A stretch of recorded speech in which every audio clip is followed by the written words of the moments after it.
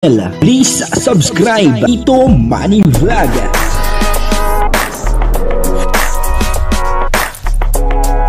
Payagan po si Tito Manny Vlog na mag-reactor. Wala man siyang records ng ng awayan. Yun po, si Kalingap Dan ay may gustong linawin dito kay Joy Diwata, At lilinawin nga daw po niya ito kay Joy Diwata kasi minsan may nangyari na sa buhay ni Joy Diwata na hindi naging malinaw kaya napunta sa wala. Kaya eto, si Kalingap Dan, ang sabi niya ay mas maganda daw po kung malinaw. Papanoorin po natin yung video at alamin po natin kung ano po yung lilinawin ni Kalingap Dan dito kay Joy Diwata. Pero bago po yan, siyempre, ako muna ay bumabati sa inyong lahat ng magandang umaga, magandang tanghali, at magandang gabi sa inyong lahat, mga kapatid. Saan man kayo ng panig ng mundo naroon ngayon, ay mag-iingat kayo palagi at pagpalain kayo ng ating Panginoon. Patuloy lang po natin suportahan sila, Kuya Bal Santos Matubang, Kalingap Rab, at Ate Eda Vlog. Ito po yung video, na kung saan itong si Kalingap Dan ay may lilinawin dito kay Joy Diwata, kasi ayaw niya pong mapunta sa wala. Kaya kailangan linawin. Ito po yung video. Tapos meron pa isa doon na natuwa ako. Ito last na to. Ito yung talagang kinatuwa ko. Tinanong siya ni Rav. Sabi sa kanya ni Rav, ano nang estado nyo ngayon ni Dan? Ang sagot niya, nanliligaw ka daw. Wow.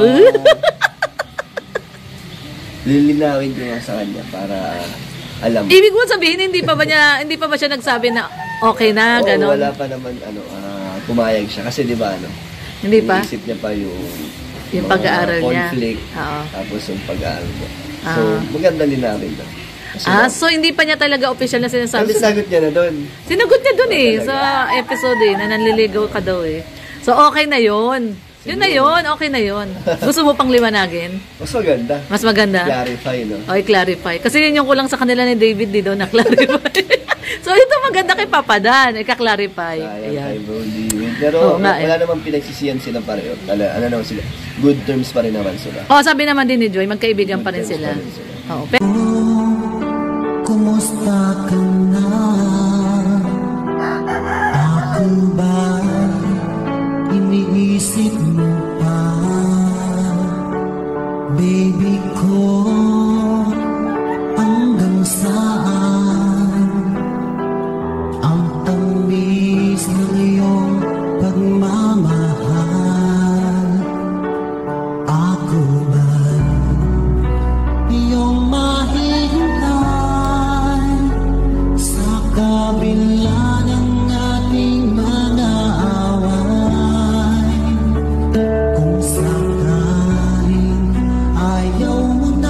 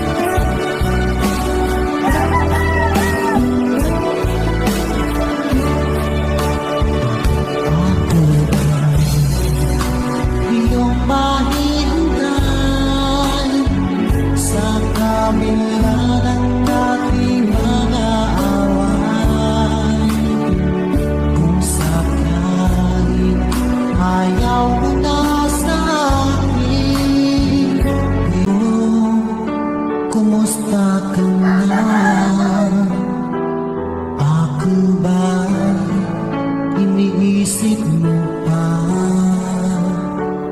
baby ko, hanggang saan ang tamis ng